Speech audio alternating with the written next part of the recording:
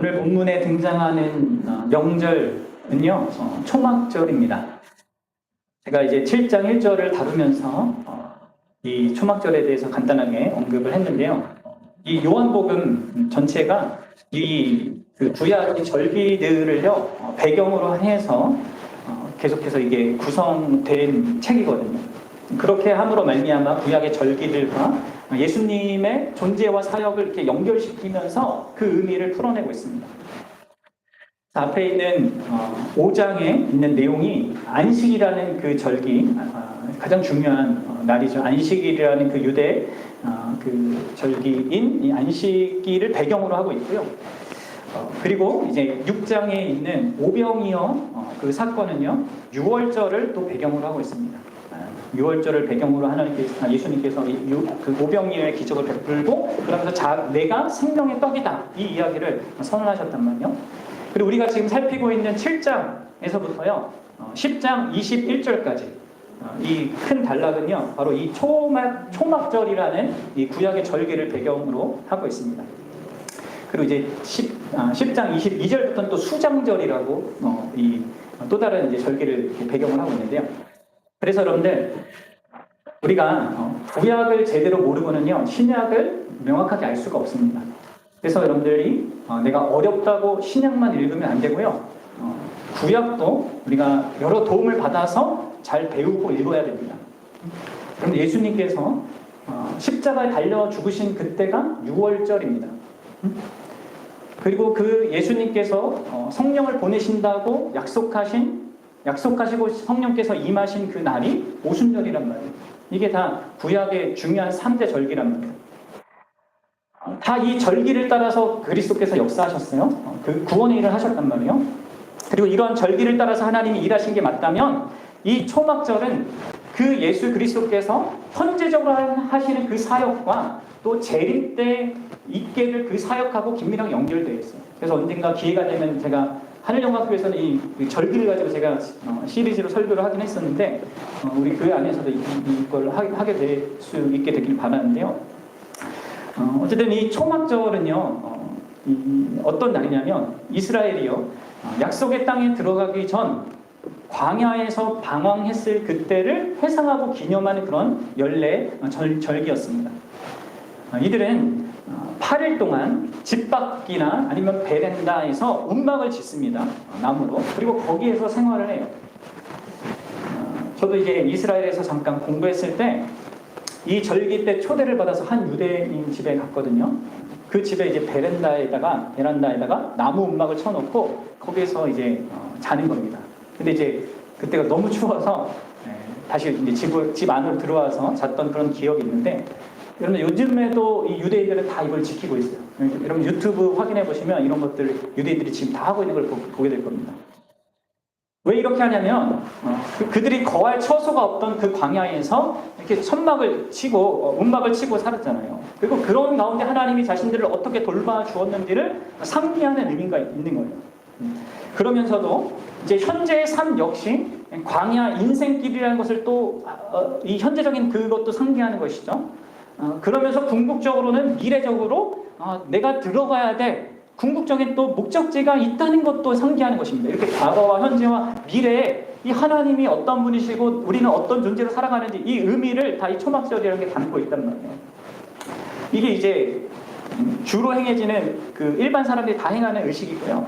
이것과 더불어서 성전에서 벌어지는 아주 또 다른 중요한 의식이 있었습니다. 그것이 바로 오늘 본문의 배경이에요. 성전에서 제사장들은요 매일 그 7일 동안 8일 동안 실로암 연못으로 내려가서 거기에서 물을 기릅니다. 그리고 그것을 이제 황금 항아리에 담아서 그 물을 가지고 이제 성전으로 다시 올라갑니다. 그때 올라갈 때 사람들이 뒤에 행렬을 지어서 성전으로 나아가는데 그때 행렬에 있는 사람들이 성가대가 되어서 이사야서 12장 3절을 노래합니다. 이렇게 기록되어 있습니다. 그러므로 너희가 기쁨으로 구원의 우물들에서 물을 기르리로다.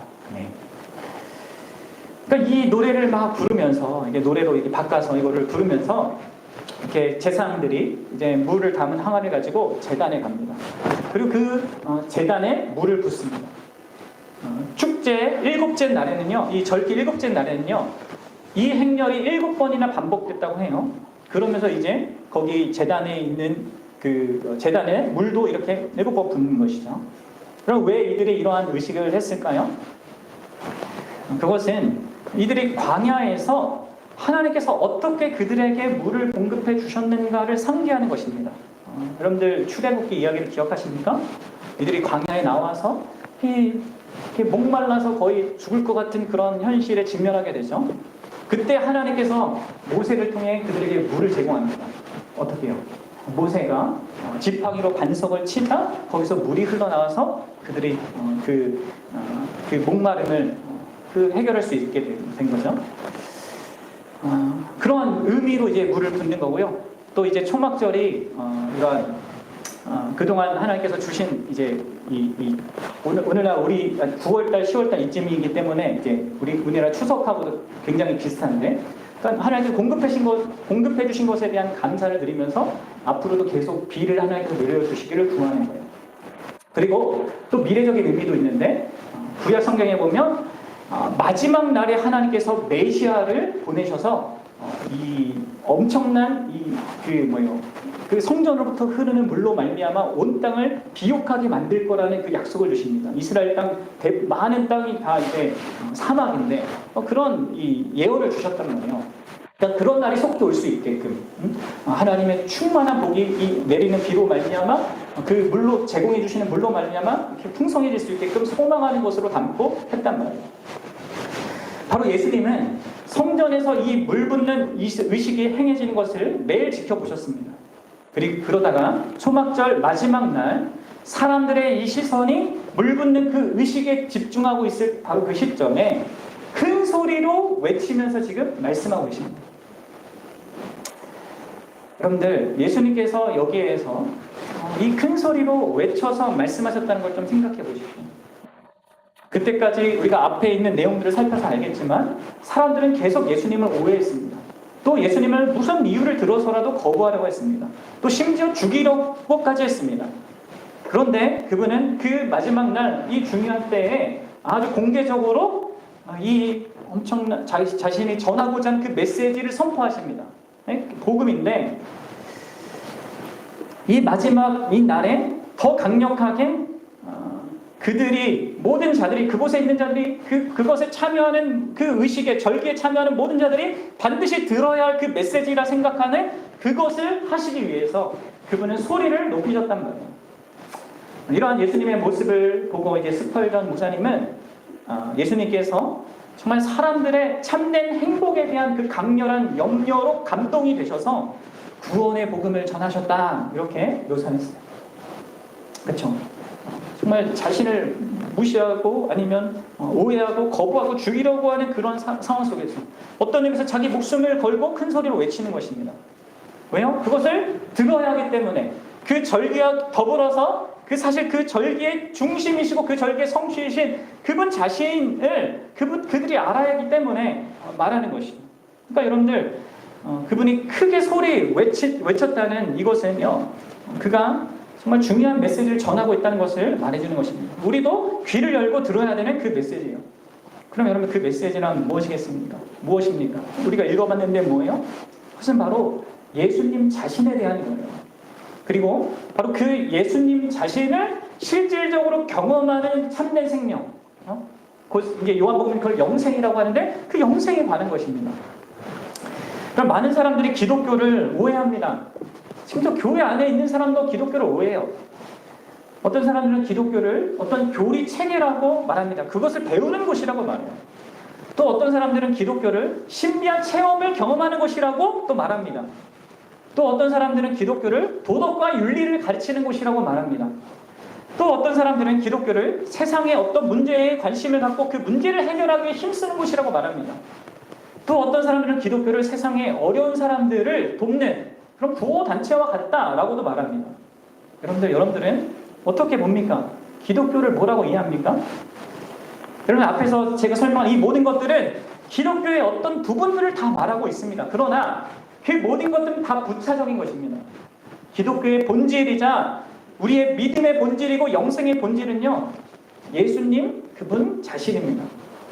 그리고 우리가 그분을 실질적으로 경험하는 것과 관련되어 있는 것입니다. 이게 기독교란 말이에요. 예수님은 지금 그 말씀을 하고 계신 거예요. 자, 오늘 저는 오늘 본문을 통해서 세 가지 측면에서 진짜 이 기독교의 중심이신 이 예수 그리스도를 참되게 만난 자, 믿는 자가 갖는 증거들이 이제 세 가지가 있는데 이 부분을 함께 여러분들과 나누길 원합니다. 그래서 말씀을 통해서 나는 정말 이러한 증거들이 있는가를 확인하시고 진짜 여러분들이 예수님을 만난다면 이런 것들을 반드시 갖게 된다는 것을 또 만나기를 원하는 사람은 그렇게 좀 생각하시면서 이렇게 말씀을 들으시면 되겠습니다. 그리고 이제 내가 진짜 만난 자라고 난 구원받았다 이렇게 생각하는 사람은 나한테 진짜 이게 있는가? 이거 없이 그냥 막연하게 생각하면 안 되고 이런 증거들이 나 안에 발견돼야 돼요. 그리고 발견하면 그 사람은 진짜 하나님께 감사해야겠죠. 자, 먼저 예수님을 진짜 이 기독교의 중심이신 그 예수님을 만나고 그분을 내가 경험한 자인 것을 어떻게 아냐? 또 어떻게 확인하냐? 어떤 증거가 있냐? 첫 번째는 여러분들 이게 여러분들에게 있어야 됩니다. 그게 뭐냐면 과연 나는 목마름 때문에 예수님을 만났는가입니다. 그래서 예수 그리스도께 나아갔고 또 예수님을 마셨는가? 이제 제가 이 의미도 설명하겠지만 이게 나한테 있는가가 확인돼야 되는 것이죠. 예수님은 누구든지 목마르거든 이라고 말씀하셨어요. 나에게 오라 이렇게 말씀하셨죠.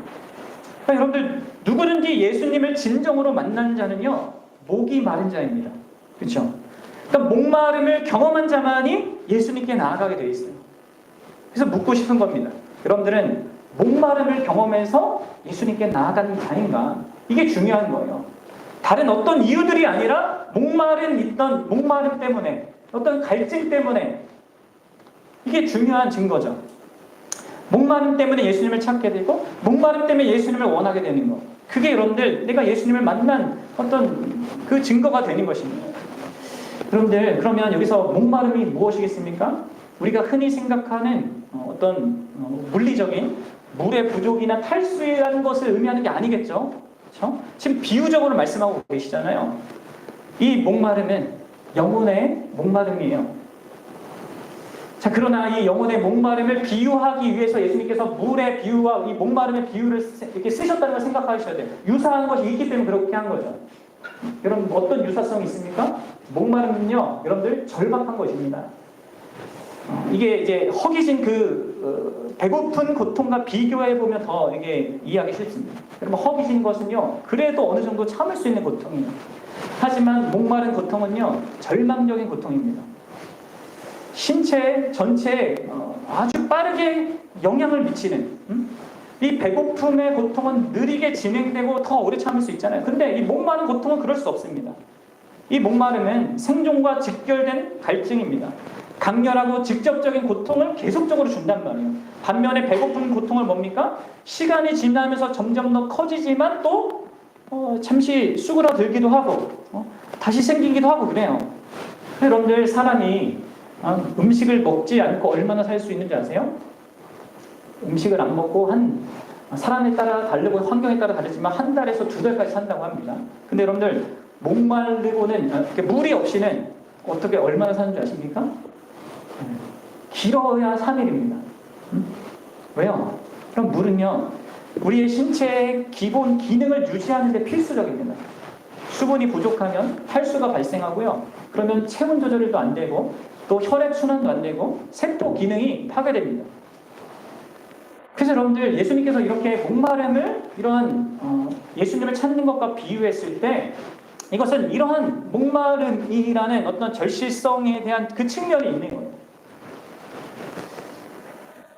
그래서 예수님을 만난 자는 자신의 영혼에 이런 절박하고 정말 강렬한 갈증 속에서 그분을 찾게 되는 것을 의미하는 것이죠. 그냥 배고픈 것을 어느 정도 해소하는 그런 의미고, 단순히 삶의 어떤 어려움을 해결하거나 내가 이런 많은 피로 가운데 하나를 더 얻기 위해서 그분을 찾거나 이런 것이 아니라 무엇으로도 해소할 수 없는 어떤 영적인 그 갈급함 때문에, 그 간절함 때문에, 목마름 때문에 예수님께 나온 상태를 갖는 거. 그럼 여러분들, 이 구체적으로 이 목마름이란 무엇이겠습니까? 그럼 예수님을 찾게 하는 그 목마름이란 무엇이겠습니까? 여러 가지로 설명할 수 있지만 이런 종류의 목마름이요, 곧 자기 자신에 대해서 만족하지 못하는 마음입니다. 마땅히 내가 그렇게 되어야 하고 살아야 하는데 전혀 그렇게 갖지 못하는 자기 자신을 보면서 안타까워하는 그런 마음. 또 자기 안에 있는 죄 때문에 괴로워하는 마음입니다. 돈이 있고 명예가 있고 권력이 있고 다른 모든 것이 다 있어도 이 죄 하나 어떻게 하지 못하고 늘 죄에 넘어지는, 죄에 매여 있고 또 이 죄로 말미암아 심판받아야 하는 그 사실에 대해서 슬퍼하는 마음입니다. 그 어떤 인간관계에서도 소망을 찾을 수 없는 그 마음이에요. 왜 이렇게 사람이 힘든지, 또 이 세상의 것들로 만족하지 못하는 마음이죠.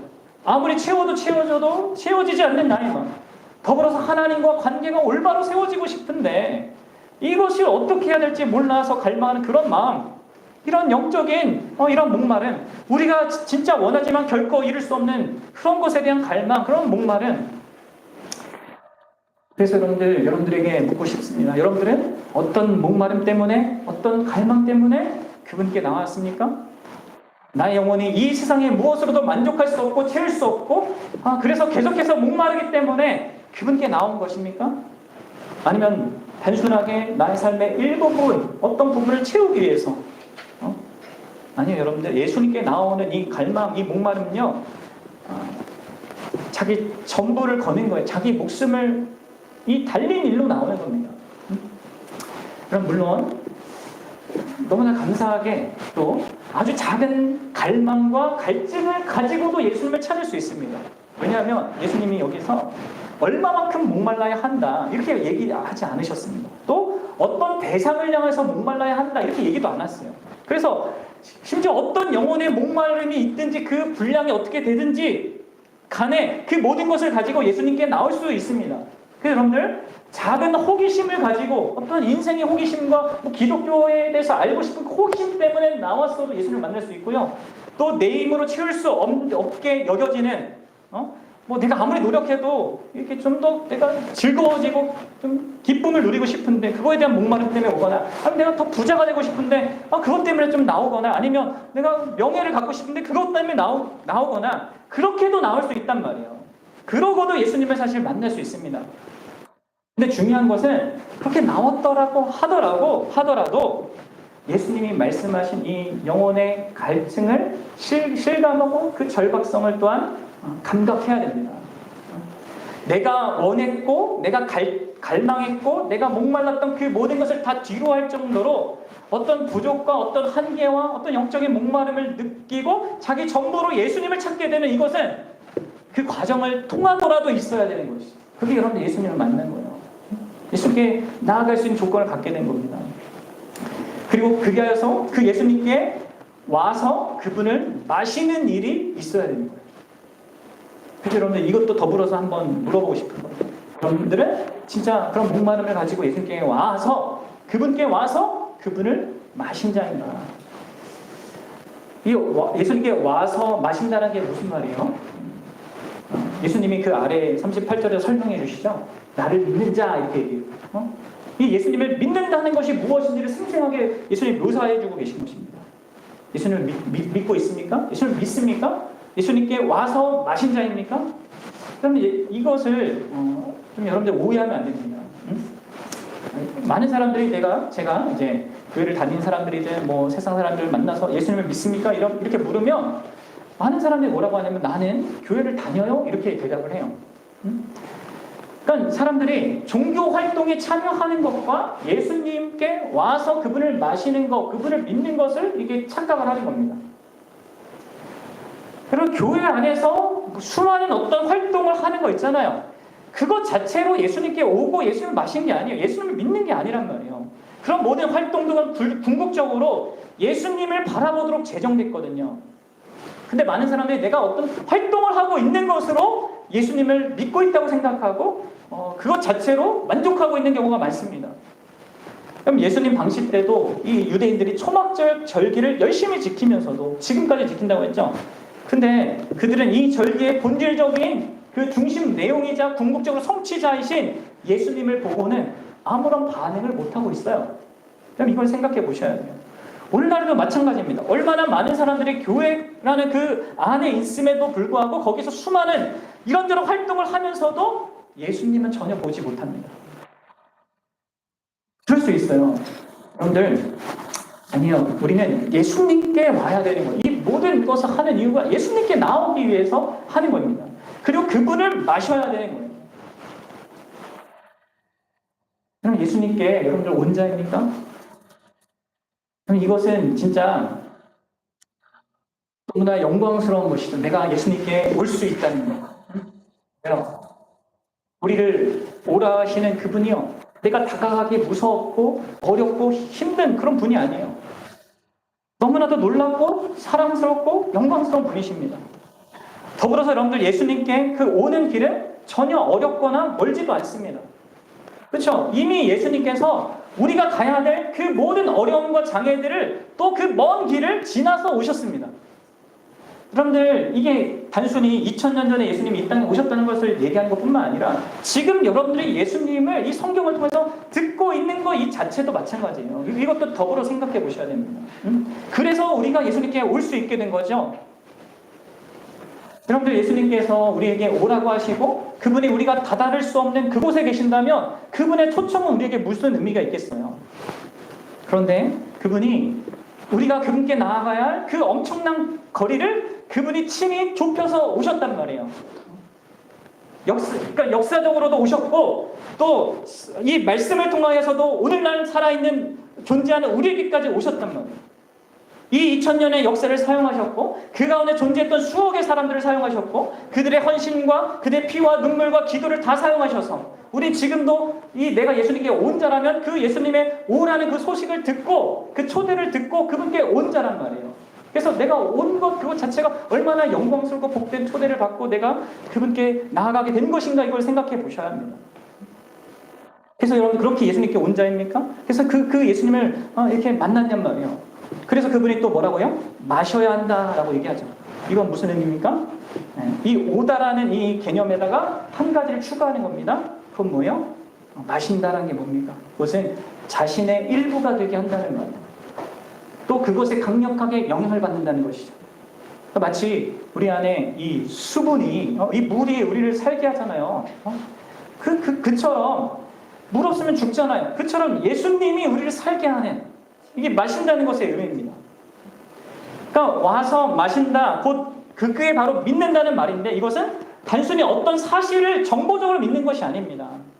진짜 예수님을 인격적으로 믿고 신뢰하여서 자신을 의탁하는 것을 말해요.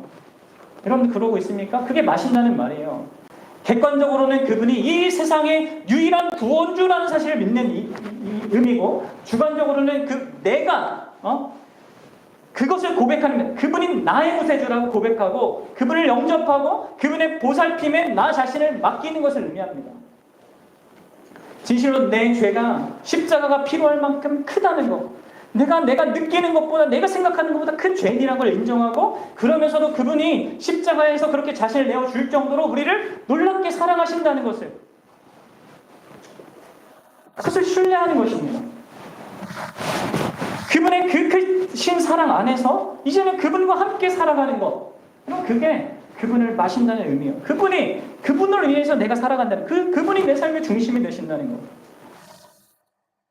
여러분들 내가 그분을 마셔서 그분이 나의 삶을 형성하고 나를 주관하고 있는가? 그러면 이게 예수님께 와서 그분을 마시는 것 곧 예수님을 믿는 거예요. 어떻게 여러분들 예수님을 믿고 있습니까? 이건 믿음이 있는 거죠. 진짜 예수님을 만난 자에게. 그리고 이게 예수를 믿는 거예요. 자, 그렇게 영적인 목마름이 있어서 예수님께 와서 마신 자는요, 곧 믿는 자는요, 그분으로 인해서 놀라운 선물을 받게 됩니다. 그것이 38절입니다. 우리 같이 읽어보도록 하겠습니다. 38절 시작. 나를 믿는 자는 성경의 이름과 같이 그 배에서 생수의 강이 흘러나오리라 하시니라. 네. 그 예수 그리스도를 그렇게 만난 자는요, 전 존재로 만난 자는요, 그 배에서 그의 심령의 존재의 중심에서, 그 배는 그것을 상징하는 겁니다. 배꼽이 아니라 우리의 그냥 겉에 배가 아니라 그 존재 중심에서부터 생수의 강이 흘러나온다는 거예요. 이 생수의 강이라는 것은 뭐예요? 39절이 말하듯이 믿는 자에게 있는 성령을 의미하는 거예요. 그것을 비유적으로 묘사하고 있는 것입니다.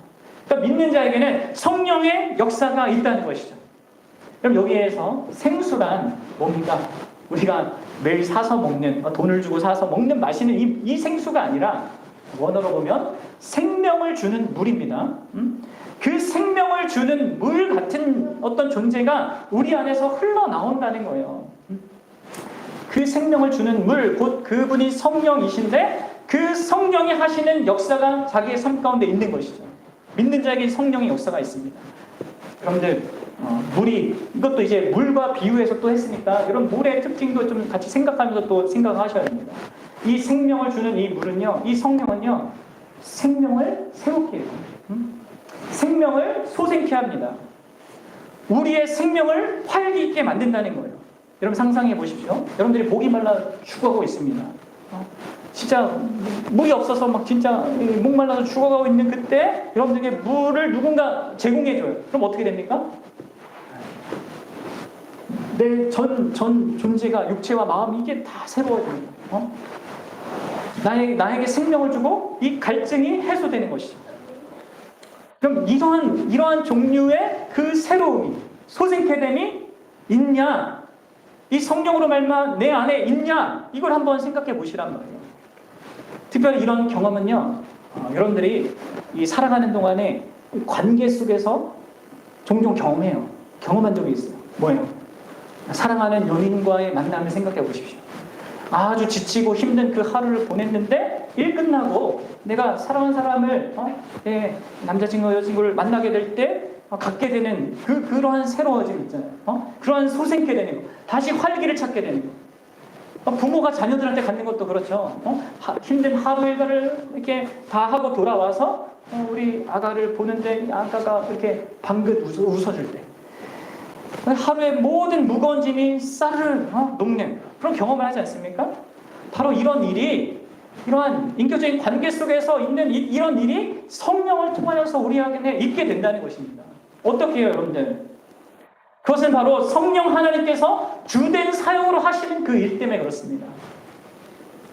우리는 성령의 충만함, 성령의 능력, 성령의 은사, 성령의 기름 부음, 이런 이야기를 많이 듣습니다. 근데 여러분들이 알아야 될 것은 그 모든 성령의 역사들을 관통하는 그의 가장 중요한 핵심적인 사역이 있다는 거예요. 그게 무엇입니까? 성령 하나님의 주된 사역은요, 예수 그리스도를 영화롭게 하는 거예요. 쉽게 말해서 예수님께 스포트라이트가 비추게 하는 겁니다. 여러분 요한복음 16장 13절과 14절을 읽어보도록 하겠습니다. 요한복음 16장 13절과 14절입니다. 시작.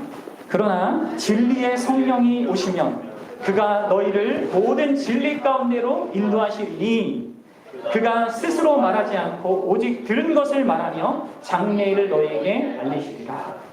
이 모든 것이 뭐랑 관련되어 있냐면 이제 14절하고 연결되어 있습니다. 뭐예요? 그가 내 영광을 나타내니 내 것을 가지고 너희에게 알리시겠습니다. 이게 여러분들 성령 하나님께서 행하시는 가장 중요하고 핵심적인 사역입니다. 성령 하나님의 역사는 예수 그리스도의 영광을 드러내는데 초점이 맞춰져요. 성령 하나님의 모든 것들이 다 그렇습니다. 예수님의 것을 가지고 예수님을 알리시는 거예요, 우리에게. 여러분들 연극이나 뮤지컬을 보면 스포트라이트가 켜져서 특정 인물을 비추지 않습니까? 다른 모든 것은 보이지 않습니다. 스포트라이트, 그것이 비추어지는 그 단 한 사람만 보이죠. 배경도 보이지 않고 그 스포트라이트 자체도 그 주목이 안 되죠. 뭐가 보여요? 그 비춤을 받고 있는 그 사람만 보입니다. 그 사람만 영광스러워지죠. 여러분 이게 성령 하나님께서 내 삶 가운데 역사하여서 나를 생기 있게 하고 나를 새롭게 하고 나를 솟게 하는 일의 실상인 거예요. 나로 하여금 그리스도의 영광을 보게 하는 것이죠. 나의 최고의 사랑의 대상이 되신 그분으로 말미암아 만족해 하는 그런 역사를 하시는 것입니다. 예수님이 나에게 하시는 일이 뭔지, 예수님이 나에게 어떤 분이신지, 예수님 그분 자신은 누구시고 내가 그분과 어떤 관계에 있고 그분이 얼마나 놀랍도록 큰 사랑으로 나를 사랑하시는지 이것을 주목하게 한단 말이에요. 그런데 하나님께서, 성령 하나님께서 내 안에 일하고 있는 방법을 아는 것은요, 이러한 예수님에 대한 사실이 그냥 어떤 지식적으로가 아니라 내 안에 이제 생생한 그 현실로, 마치 스포트라이트가 거기만 비추듯이 다른 것이 보이지 않을 정도로 그분이 나한테 생생해지게 되는 거. 그러니까 내가 마치 연인과 사랑에 빠지면 다른 모든 것이 다 별로 중요하지 않고 그게 가장 중요하게 여겨지는 것처럼 그런 것과 유사한 것입니다. 여러분들 인생을 사는 동안 우리가 갈망하는 그 모든 것을 그래서 그분 안에서 발견하게 됩니다. 나는 안정을 갈망했는데 참된 안정이 예수 안에 있는 것을 발견하게 됩니다. 죄의 문제를 해결하는 것을 정말 갈망했는데 이 참된 죄사함이 예수님 안에 있는 것을 발견합니다. 참된 사랑을, 진짜 영원한 사랑을 갈망했는데 그 영원하고 참된 사랑이 예수 안에 있습니다. 삶의 참된 방향성을 찾기 위해서 갈망했는데 그 참된 삶의 방향성이 예수 안에 있어요. 참된 소망을 갈망했는데 그 참된 소망이 예수 안에 있습니다. 참된 친구를 갈망했는데 그 친구가 예수님이세요. 참된 위로를 갈망했는데 그 참된 위로가 또 예수님 안에 있어요. 여러분, 참된 부유함을 갈망했는데 그 부유함이 예수 안에 있습니다. 죽음을 두려워하기를 갈망했는데 그 죽음을 두려워 안 할 수 있는 그 든든함이 예수 안에 다 있단 말이에요. 모든 것이 예수 안에 있단 말이에요. 여러분들, 우리 안에 진짜 내가 예수님을 만나서 내 안에 역사하는 그 성령이 일하고 있다는 것에 대한 그 증거는요, 내가 그토록 갈망하던 그 세상의 모든 것들이 진실로 예수 그리스도 그분 안에 있음을 이렇게 발견하게 되고 그 예수님이 나의 모든 갈증을 해소시키는 현실이 되는 겁니다. 그래서 여러분들, 예수님이 내 삶에 점점 더 커지고 진짜 나는 예수 그리스도로 만족한다라고 말할 수 있게끔 하게 하는 것이요, 성령 하나님이 내 삶 가운데서 역사하는 일입니다. 그런 일이 우리 안에 있습니까? 여러분 안에 있습니까? 그러면 더불어 생명을 주는 이 물, 곧 성령 하나님은요, 우리를 깨끗게 하십니다. 그럼 우리가 물로 씻어서 우리의 더러움을 씻잖아요. 우리의 외적인 일도 마찬가지입니다. 성령이 우리 안에 오시면, 여러분들, 성령은 우리를 깨끗게 하세요. 성령은 죄에 대해서 민감하십니다. 그분이 우리의 삶에 들어오시면 우리의 교만, 우리의 이기심, 자기 연민, 편견, 자책, 부정직함, 염려와 걱정, 불안, 절망, 이 모든 것들이, 여러분들, 그 모든 것들을 예수님이 싫어하는 거거든요. 예수님과 함께 할 수 없는 거거든요. 그러니까 예수님이 없었더라면 나랑 계속 함께 할 수 있었던 이 모든 죄된 것들이 더 이상 나와 함께 할 수 없습니다. 성령 하나님 때문에, 예수님 때문에 그런 거예요. 그래서 여러분들 물어보셔야 돼요. 내가 성령을 경험했다고 하고 성령을 안다고 하고 믿는다고 하면서도 여러분들 실질적으로 삶이 변하지 않는 사람들이 교회 안에 많거든요. 그래서 여러분들이 확인해 봐야 합니다. 내가 흔히 죄라고 말하는 그 부분에 있어서 내가 그것들과 얼마나 점점 멀어지고 있는지. 여러분들, 그리고 우리는 자기 기만적인 존재이기 때문에 나 혼자 체크해서 안 되고요, 내 주변 사람들에게 물어봐야 돼요. 내가 얼마나 그런 부분에 있어서 달라지고 있는지. 이 죄라는 측면에서 깨끗하게 되는 이런 변화, 이 긍정적인 이 부분에서 어떤 변화와 달라지는 이것이 없으면요, 우리 안에 성령이 계신 게 아닙니다. 생수의 물이 흘러나온 게 아니라는 것이죠. 그럼 자기를 확인하셔야 됩니다. 또한 여러분들, 이 생명을 주는 물, 곧 이 성령은요, 흘러 넘쳐요. 이 흐른다고 얘기하시잖아요. 예수님은 그의 배에서 생수의 강이 흘러나온다고 이렇게 말씀하셨는데, 성령께서 자기 안에서 역사하시는 그 사람은요, 곧 참된 그리스도인은요, 다른 사람을 위한 샘물이 됩니다. 여러분들, 여기서 예수님이 이렇게 말씀하시는 걸 주목해야 돼요. 내게로 와서 마시면 너희가 만족하리라, 너희의 갈증이 해소되리라, 이렇게 말씀하지 않으셨습니다. 그렇죠? 그것을 뛰어넘고 그냥 흘러나오리라 이렇게 말씀하셨어요. 그게 무슨 말입니까? 예수님이 말씀하시고자 하는 것은 그 예수님이 우리에게 주시는 그 선물로서의 이 성령, 생명을 주는 이 물이 우리에게 흘러나오게 되면 그것은 우리를 만족하는 것은 당연하고 더 나아가 다른 사람을 만족하게 하게 할 거라는 거예요. 그러니까 이 말은 그리스도 중심이 된다는 것은 곧 자기 중심이 되지 않고 오히려 다른 사람을 중심으로 생각하게 된다는 것입니다. 내가 진정으로 그분께 와서 마신다면 우리 마음은 자신의 만족에 머물지 않고 다른 사람의 목마름에 영향을 미치게 되어 있는 거예요. 그래서 여러분들 묻고 싶습니다. 여러분들은 다른 사람을 위한 셈이 되고 있습니까? 아니면 배수구가 되고 있습니까? 주변 사람이 나를 만나면 소진된다, 참 힘들다 이렇게 느낍니까? 아니면 여러분들 그들을 강화하고 생기 있게 만들고 힘있게 합니까? 사랑하는 여러분, 성령께서 우리에게 역사하시는 것은요, 우리로 하여금 궁극적으로 그리스도께서 이 땅에 계셨던 그 방식대로 살아가게 하시기 위한 것이었어요. 자기 자신을 벗어나 다른 사람의 필요와 갈망과 절박함에 관심을 두고 그것을 채우는 사람이 된다는 것입니다. 그래서 여러분들, 난 예수님으로 만족해 라고 하면서 다른 사람의 필요와 부족함을 보고 채우고자 하는 그 중심이 없다면 그거는 좀 이상한 거예요. 정상적인 것이 아니죠. 그래서 예수님을 믿는 자는 이렇게 그에 대해서 그 존재의 중심에서 생명을 주는 물이 흘러나와서 그 성령이 역사하셔서 예수님으로 만족함을 누리게 할 뿐만 아니라 우리를 거룩하게 하고 그리하여 다른 사람을 향한 목마름을 채우게 만드는 이 일을 하게 되는 거예요. 여러분들, 이게 예수님이 말씀하신 것의 내용입니다. 이것이 우리 안에 있습니까? 조금이라도 발견된다면 그것을 발견된 사람 그것을 강화할 수 있게끔 여러분 하나님께 구하셔야 됩니다. 그렇죠? 없다면 그런 자는 예수님을 만나는 거죠. 그럼 마지막으로 이 모든 것을 여러분 우리에게 여러분들 이 가능케 한 예수 그리스도, 그분에 대한 우리의 마음이 마지막 우리의 이러한 은혜를 받은 것의 핵심적인 증거예요. 그 말은 무엇이냐면 이 모든 것을 우리에게 가능케 하신 이 예수 그리스도를 진실로 내가 높이고자 하는가, 그분을 영광스럽게 만들기를 원하는 것이 나의 가장 중요한 그 삶의 중심인가, 이것을 통하여서 나는 내가 그 예수를 믿는 자, 곧 그분에게서 마셔서 그분에게 와서 그분을 마신 것인지에 대한 증거라는 것이죠. 그럼 39절 하반절에서 이렇게 얘기하죠. 가로로 이렇게 되어 있는데, 예수께서 아직 영광을 받지 않으셨으므로 성령이 아직 그들에게 계시지 아니하였다. 여러분들, 이 모든 일은요 어떻게 가능하냐면 예수 그리스도께서 영광을 받으심으로 그게 가능한 겁니다. 근데 여러분들, 요한복음에서 예수님이 영광을 받으신다는 것은요 뭐라고 말씀드렸어요? 기억나세요?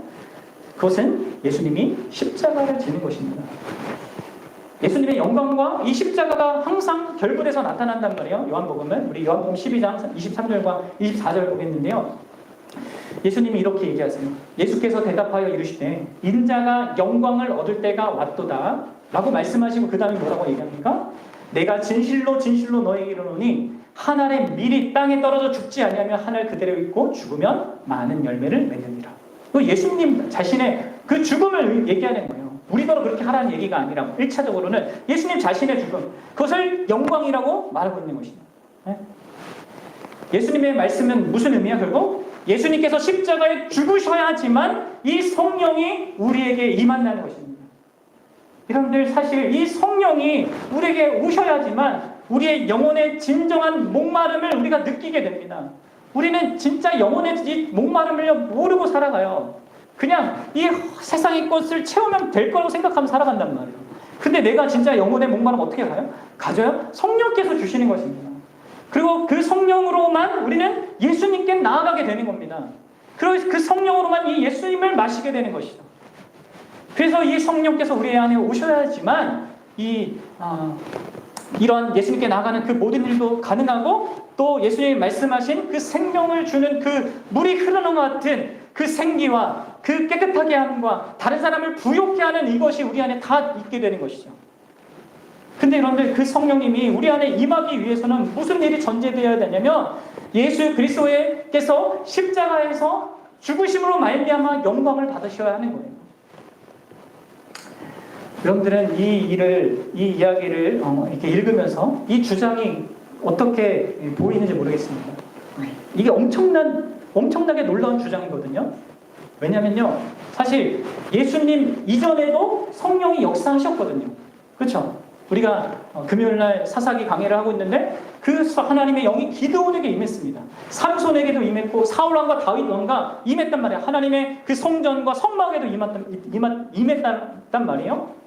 그런데 여러분들, 왜 사도 요한은 이 성령이 아직 그들에게 계시지 않았다 이렇게 말하는 겁니까? 왜 그럴까요? 이것은 지금 이 비유적인 용어를 사용하고 있는 거예요.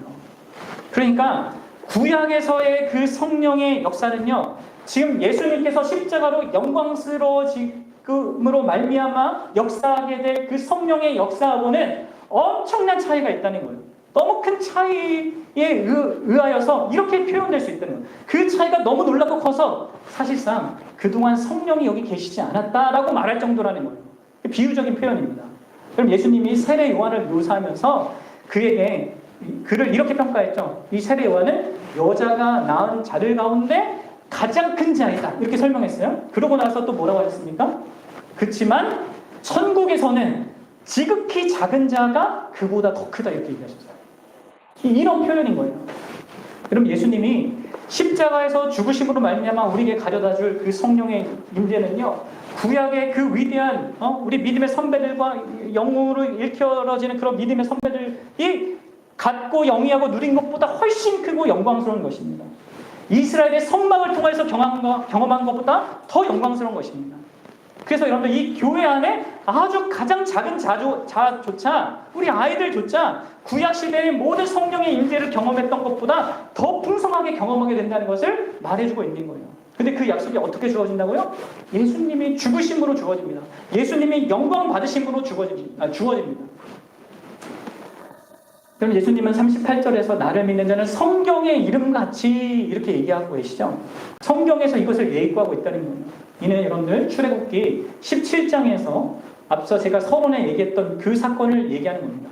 반석을 쳐서 물이 나와서 이 목마름 때문에 하나님을 원망했던 이 이스라엘의 백성들이 그렇게 했던 그런데 하나님께 물을 공급받았던 그 과거를 상기시키는 내용이에요. 그래서 여러분들 우리가 구약을 다시 생각해야 돼요. 그러면 거기에서 무슨 일이 일어나는 줄 아십니까? 여러분들 하나님은요, 이 이스라엘 백성을요, 이 광야 내내 먹여 살리셨어요. 낮에는 에어컨 빵빵하게 틀어주고 밤에는 뭐예요? 히터를 막 엄청나게 틀어주시고 채식과 육식 진짜 그걸 계속 먹이면서 이들을 배부르게 하셨단 말이에요. 그런데 이들이 목이 마르자 하나님께 불평하기 시작합니다. 원망하기 시작합니다. 하나님께 화가 났기 때문에 그들이 하나님과 가장 가까운 누구예요? 선지자인 모세를 죽이려고 해요. 그래서 하나님이 어떻게 하십니까? 하나님은 모세에게 지팡이를 들고 큰 반석 위로 올라가라고 하십니다. 그 지팡이, 모세가 들었던 지팡이는요, 홍해를 가를 때 사용했던 그 지팡이였고, 홍해를 다시 흐르게 함으로 말미암아 애국 군대를 심판했던 그런 지팡이예요.